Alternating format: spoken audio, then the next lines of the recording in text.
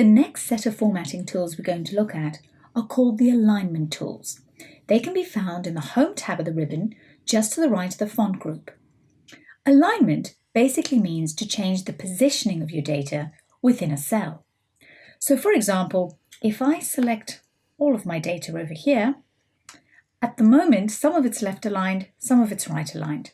If I click center align, you can see it's now all center aligned. Right aligned, it all shifts over to the right, and that looks okay for most of it, but what I'm going to do now is just select my account managers and make them left aligned. The alignment tools we've had a look at so far refer to our horizontal alignment, but in Excel you can also change your vertical alignment. In other words, if things sit at the top, bottom or center of the cell. So I'm going to click on my main heading here, and I'm going to click on center align vertically. And you'll see I can also vertically align to the top. Let's go for the center because that looks really nice with our headings. Now, one of the problems you'll find in this worksheet, and indeed a lot of worksheets, is sometimes the data doesn't fit properly into the cell. Now, there are lots of ways you can solve this problem. Sometimes making the column wider is the best option, but in this case, I really don't want to. So the other option available to me is to use something called wrap text. So I'm going to select all my headings,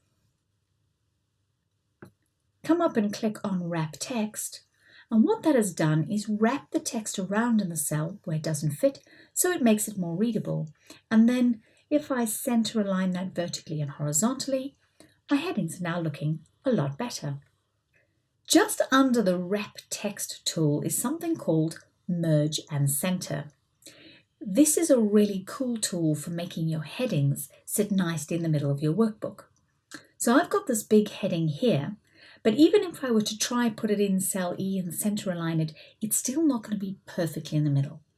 So the alternative is to select all the cells that I would like it to be in the middle of, and then merge them into one big cell and center the text. So I do that using merge and center. And there you go. Looks really cool. A slight word of caution with this though, make sure you only have text in one of the cells, or otherwise you could lose data. Also, reserve this tool for headings. Don't try use this inside your data areas, because later on when you try and sort and filter, you'll run into problems. Right, one last little thing to look at in the alignment section, and that's the orientation tool. Coming back to the idea of having very wide headings but not wanting to have very wide columns, you can change their orientation. So I'm going to select my headings here. I'm going to turn off wrap text for a moment, and then I'm going to come to my orientation and I'm going to choose angle counterclockwise. And what it's done is actually angled the headings so it can fit them in beautifully without making the columns wider. If you don't want them kind of hanging off over the edge, another option is to rotate text up. And there are a few other options there you can have a look at. Some of them quite good fun.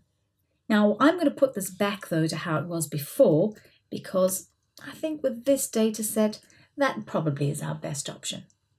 But you play around, see what you like best.